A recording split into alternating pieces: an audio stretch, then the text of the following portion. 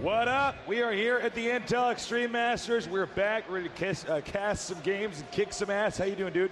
I'm doing so well. I'm so excited. One of my favorite players is about to play. I know. Do you guys like Hasu from Germany? Me too. We do too. We actually we're pretty good friends with him. We see him and hang out with him a lot at these events. So this is going to be a lot of fun to cast. And of course, we've got this new Chilean player. I don't know what to expect. I don't know much about this guy. Do you have any background on him? Yeah, I mean, KiLLeR, he played StarCraft 1. He actually got pretty darn good at it at the end. Then went over to StarCraft 2, and he's been doing... Basically, KiLLeR's always the guy from South America at these events. He's... IM is one of these great terms that actually has qualifiers all over the world instead of just in areas where the game might be more popular. So KiLLeR's gotten the chance to really prove himself at these and actually pick up sponsorships and things like that. So I'm really excited to see him play here today. I don't think I've ever casted him before, but I've seen a lot of his games, and he's quite a strong Zerg. You know, it's great to see some of these players from South America, from Chile, coming out here and competing with the rest of the world. You know, the South American scene is actually fairly big. It's not as big as the European scene. It's not as big as the European scene or North American scene, any of that stuff. But at the same time, they do have a lot of good players. Oh yeah, they absolutely do. Oh yeah, Phoenix absolutely tastes. In fact, I believe Phoenix was knocked out of their WCS, the regional one, by KiLLeR himself. So these two kind of battle over South America for the most part. There's some other players down there too, but not nearly as well known. Well, it's going to be, fun. Obviously, there's a lot of Germans here. We're here in Cologne. If you just tuned into the stream, you didn't know. So he's going to be the favorite. But at the same time, there's going to be a lot of people from South America watching, rooting for KiLLeR. Yeah. It's similar to, I think, to what it was like for us in the Brood War days, where it was Korea and then the rest of the world. And a lot of times we want to say, no, there are a lot of good non-Koreans, just like a lot of people say, no, Absolutely. the other continents that don't get as much attention for esports, they're still good players. So definitely this guy wants to prove a lot. Now here is Hasu. I've known this guy for a long time. He's very talented. Yeah. Easily one of the best Germans. Oh, are you kidding me? This guy has won so many tournaments over here. A Warcraft 3 pro gamer and now a StarCraft 2 pro gamer. Most recent EPS champion. Just an all-around talent, and he really grasps the game very well. He oftentimes plays a very defensive style and comes back in situations that you would never think he could. Yeah, a very smart guy, definitely a thinker. We are very soon here going to be starting this game. How are you guys doing out there? I can see you. Are you having fun?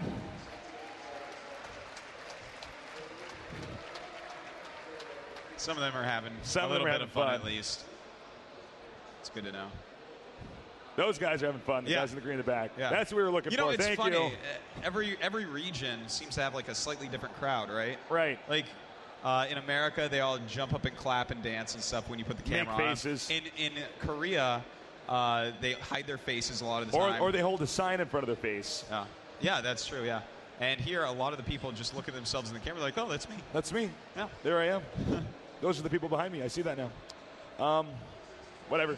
Different people all over the world. Countdown started. We're going to get this going. Are you guys ready? You having fun? We're here at the Intel Extreme Masters. Make some noise.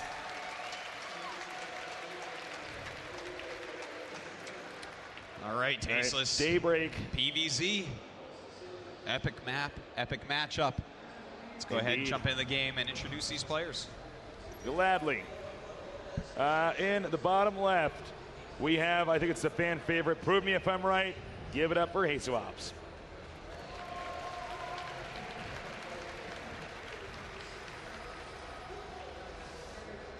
And show this guy some love. He's traveled all the way across the world to be here in Cologne to represent not just his country, but his whole region of the world. Give it up for KiLLeR.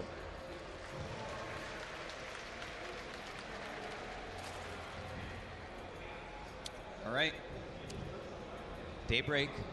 We have seen so many games on this map.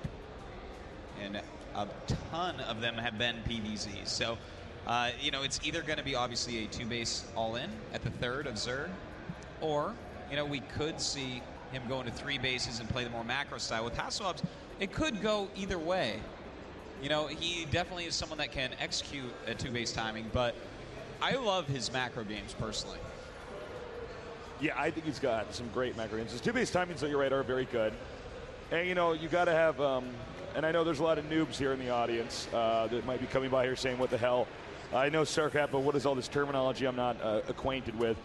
This is, you know, there's different ways to play the game, different strategies. Some of them, you know, you do all-ins or cheeses. You got stuff where, you know, you go on two base, we call it two base timing, because you just build up as much as you can on two base, wait for them to take a third and then attack.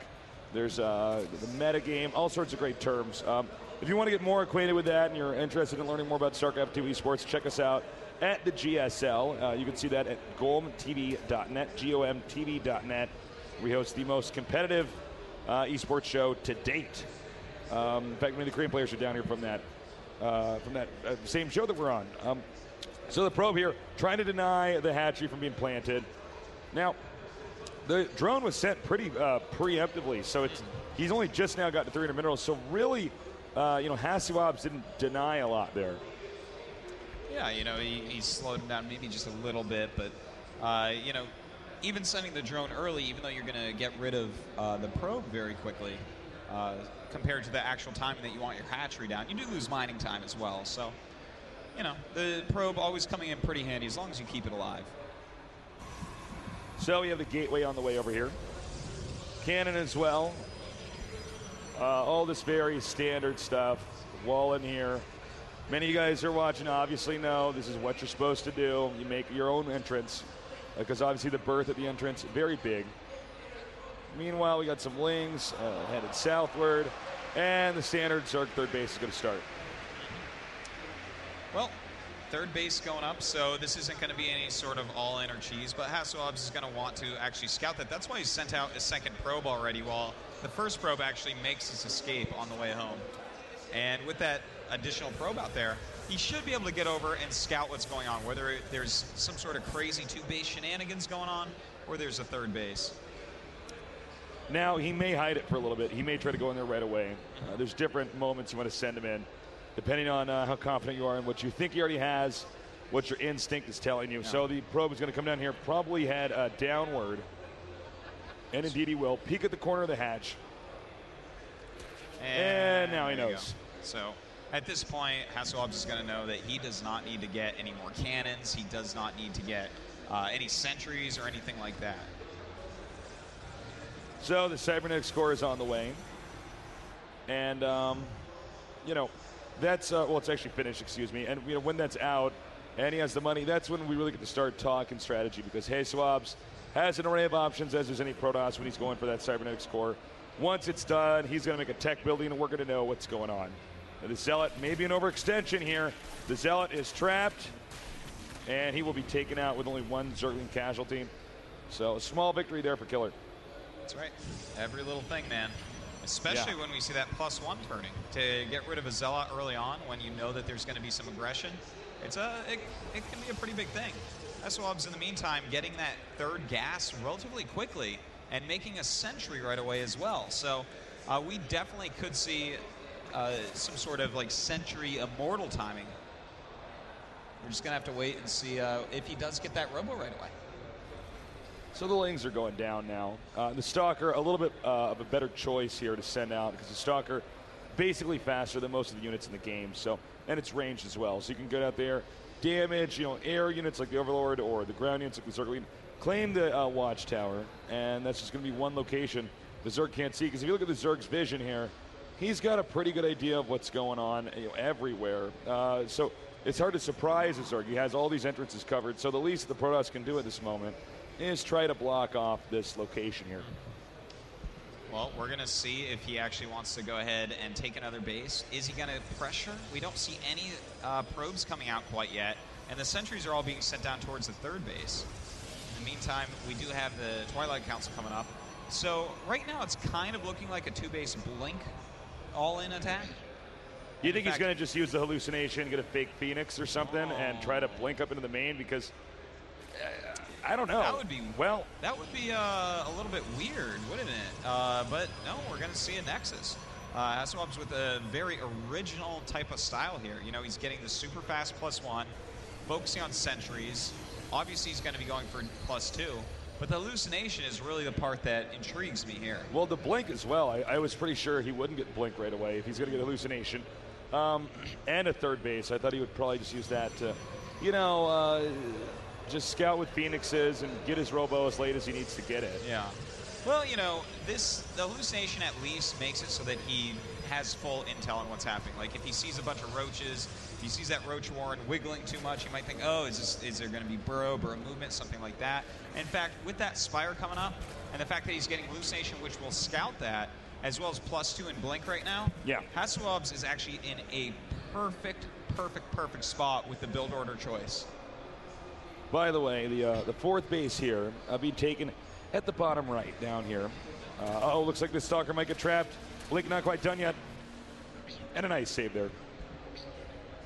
I gotta say, man, when he actually gets hallucination in the main base of KiLLeR and sees what's going on, and the fact that he has the perfect tools already in place to counter it, he's just gonna feel great. I mean, if you're going Muta and your opponent is not, in fact, going for a robotics tech at all, in fact, doesn't even have a robotics facility, you're gonna be in just such good shape. And, the other thing is that, robotics tech is the most common build. So KiLLeR probably fairly confident that, he went for an expand, got his cannons up and, started upgrading Warp Gate, and then, of course, got a robo. In fact, not the case at all. Hasu sort of his own man when it comes to his build. Mm-hmm. Now, he has actually already scouted the Spire with hallucination. So he knows that mutas are likely on the way. We'll see how he chooses to defend, whether he's going to throw up some cannons or just focus on stalkers. Realistically, he wants to make as many stalkers and as few cannons as possible. All right, well, the mutas are going to be out in a second here. In fact, some of them already are. That's going to put our muta count, let's see here, up to 9. Now, the Scouting Phoenix scouts, was that his first Scouting Phoenix? No, that was his second or third. All right, I must have missed that when I was observing. But driving out these mutas right now, there's going to be an abnormal amount of stalkers here. So really, this is not going to do a ton of damage. I mean, it would be up to Hasu to get into a position where he doesn't have his stalkers in the right spot, which shouldn't be hard now that he sees the mutas are there for anything to occur. That's right. I mean, Hasu right now has to be feeling very good. He's, in fact, even getting a Templar Archive. So with the tech root of KiLLeR, he is in some trouble, but he's going in towards his third base. A nice warp-in set right there of Zealots to help deal with the Zerglings. Hold position on the Zerglings to try to kill off some probes, and in fact, with the mutas and lings, he will kill off most of the probes. My God, he killed off every single probe. Yeah, Jesus. 20 probes there, Taste. My 20. God. Hasu just not evacuating there. It's funny because, guys, I guess I take it back. I said he shouldn't be able to do any damage, but then he just was not reacting properly. There was no defense there. And it looks like the mutas may come back in here again to see if they can get some more probes after they're going to have to be reinforced over there. Stalkers blink in. A few mutas die, but so far these mutas have done more than enough to pay for themselves. Yeah. Well, you know what?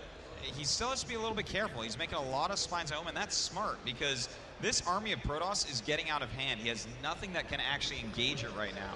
Baneling's speed is done, pretty decent upgrades, teching to Infestation Pit, but that's really it. And against Psystorm being halfway done, when Hasu moves out, he's really going to be relying upon Spine Crawlers to hold his front. All right, I was getting a little bit worried there earlier. This wasn't Artosis pylon initially, and I saw that it's now a Tastosis pylon with backup pylon. Oh, look at that little Tastosis pylon backing up the Artosis pylon. Yeah, man, that's really nice. Then again, I guess we have this other pylon. As I made the joke, I'm like, there's a third pylon there, but whatever. The Day 9 pylon. That's the Day 9 pylon right there. We're looking for the KiLLeR's pylon soon. Now, the mutas are out and about. Not able to do that much damage. We've got changelings coming in here. It looks like Hasu is going to turtle pretty heavily.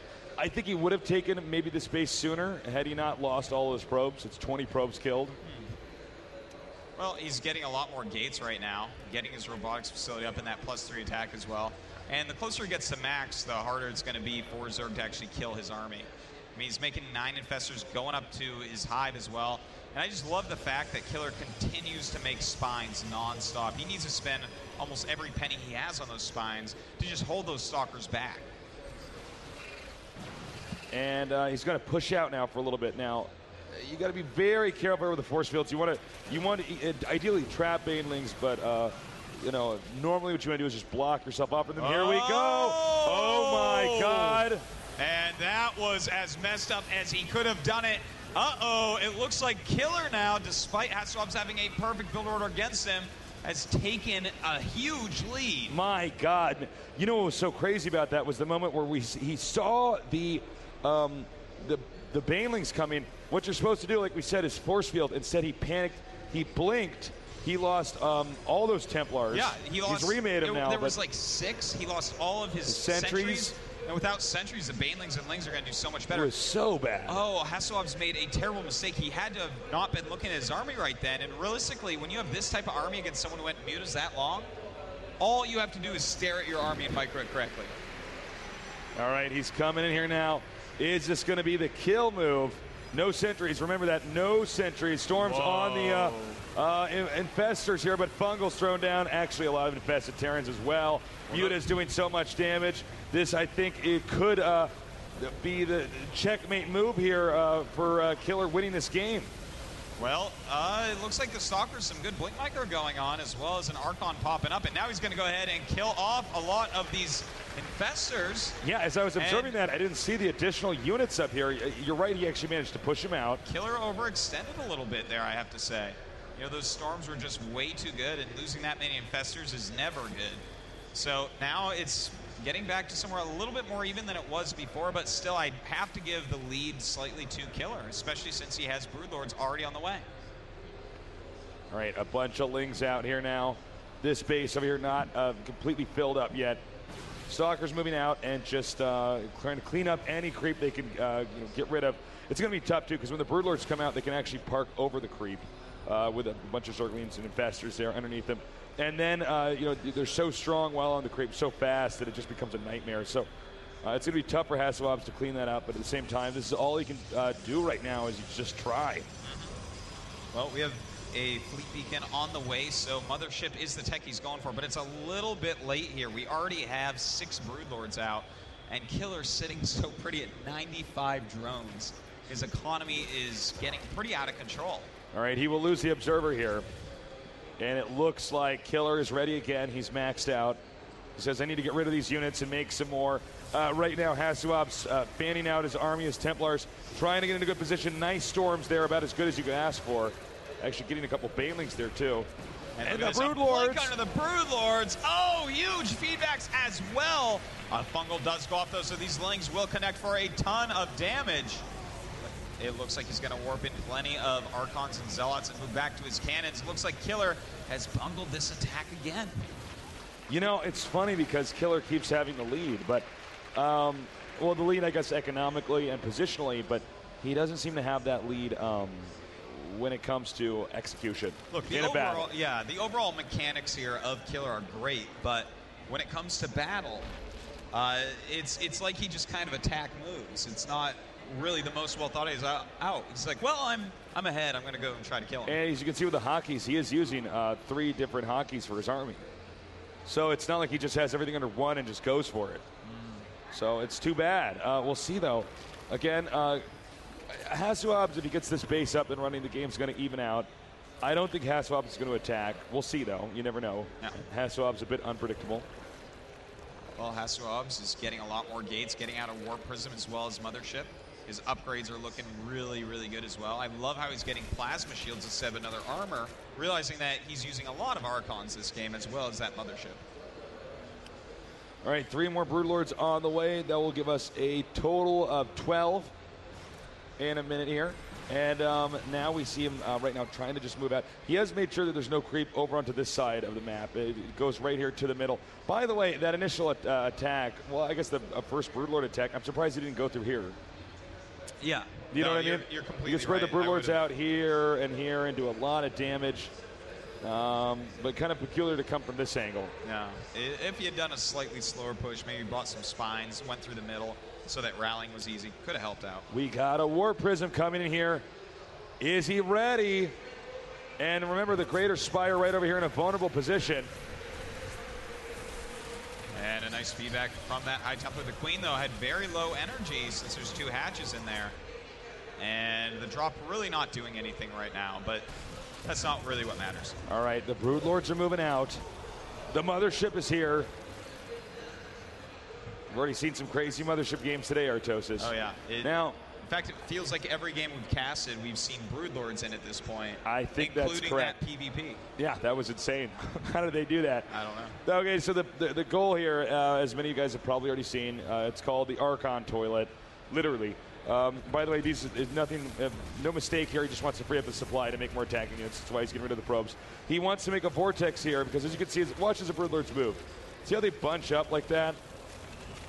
Every time they're clicked somewhere. If you can get a vortex and suck them all in there, he puts the Archons inside the vortex. As everything pops out, the air units are stacked up. Archons do splash damage. Too much to deal with. That's right. And there's so many Broodlords. They're really the entire army of KiLLeR, other than just a few Infestors mixed in. By the way, I love the spine crawlers here. Yeah, so well done. And look at these great storms as well, just picking off anything and everything that he can. Hasu is being very patient so far, and here we go. A blink forward going after those top Broodlords. They are spread out pretty well. A nice vortex going down, catching a ton of units. The Archons all stuck behind right now. Oh my God, some more of the Broodlords getting pulled in there. All right, he's closing in now. I feel like these Broodlords not quite doing enough. We're going to see what happens, though, when the vortex ends. Looks like he wants to storm as everything is coming out, throwing out some infested Terrans here. There might be too many spine crawlers for him to move any further forward. Well, he's still trying, Tasis, but these Corruptors going after his mothership, and you don't want to lose the mothership. It's so expensive. Down it goes, but Hasu's backing up to his cannons, warping in some more units.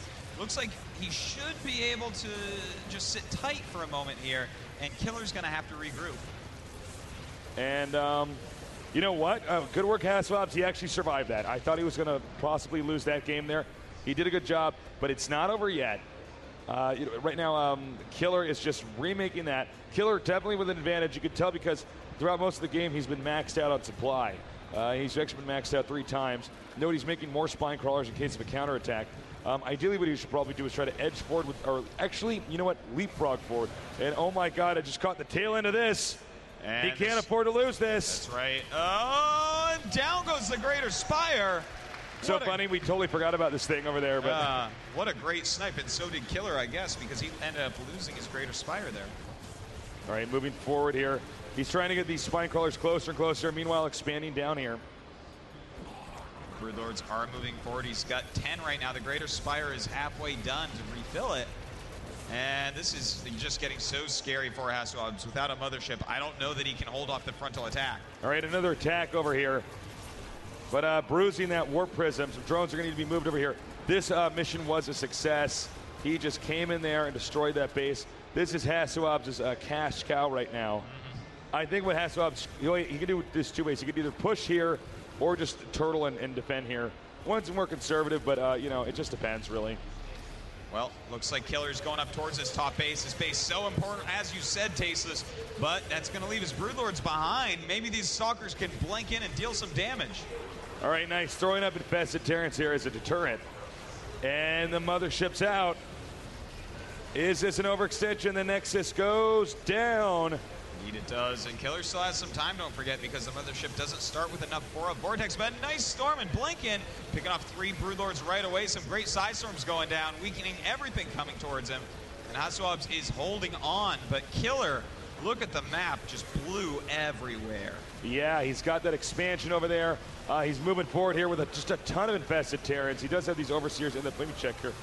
Yeah, he can see at least the upper part here of that army. He's trying to be very careful because I believe he only has 1 overseer here.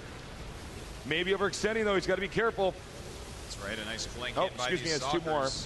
And the Stalkers right now killing off pretty much everything, so Hasu just continues to not die. Okay, nice job, Hasu. I did find it sort of questionable that KiLLeR's moving that far forward, but I feel like this is economical checkmate here. I don't think there's a whole lot that you can really do to get out of this position. Yes, you can attack these spine crawlers. Yes, that's going to, you know, you will win that fight, but at the end of the day, he's just going to remake this army again, and there's an entire another wall of spine crawlers. I don't know if Hasu is aware of how far behind he is, probably thinking this base is not located. Meanwhile, this base, lots of minerals. Same with this one over here. Yeah, you know, he's bringing his probes at this point, so he realizes that at least he's in some bad trouble. It's nice storms going down, but against all these spines and reinforcements, we should be seeing GG pretty soon here. We really should. This is the point of no return. There's no way for the small army to get all the way in here, especially with the Broodlords out now. He's going to need to go underneath them. He does go underneath them. Takes out one. There's still 3 remaining. That's right. And, well, I mean, this little tiny army of Hasuobs is down to just a few units, and that is it. KiLLeR takes game number 1 against Hasuobs. Really well done by him. But I do have to say that Hasuobs is going to be kicking himself, because if he had just microed correctly with that one army, if he had just stared at his High Templar, Stalker, Sentry army. You mean when he blinked away when those Banelings came in there? Yeah, and his High Templars got caught and all that. If he had handled that right, he could have ended the game right there, for sure. Yeah, for sure. No, it was almost, I mean, I don't want to laugh at the guy, but almost funny when we saw him. The reflex when you see those Banelings, especially for a guy that uses blink a lot, to blink away, he blinked behind all the important units. It would have been better off to lose all the Stalkers. Well, what he really needed to do was to actually go ahead and force field in front of him. If you force field those Banelings off, throw down a couple Psy Storms, everything dies in like 2 seconds, and you just march to victory. Hi, nerds. You guys having fun? Look at him waving. Yeah, I like that shirt. It's a White Raw shirt. That's right. More GG, more skill. So true, so true. All right, so we're kind of waiting here right now for this next game to get started up. It is packed down here at GamesCom. Can't believe how many people are down here. I feel like some of the camera shots that we're getting out here don't quite capture exactly how many people there are. There's so many people. There's swaths of people over on this side and over here that, we couldn't show you unless we had a 3D hologram. Yeah, there's no way. There's no way. And you lived outside, in which case you probably don't have good enough internet to watch this. Looks like one of the players might have left the game for a second, so hopefully we'll get this going soon. The next map is going to be in Tomb Valley.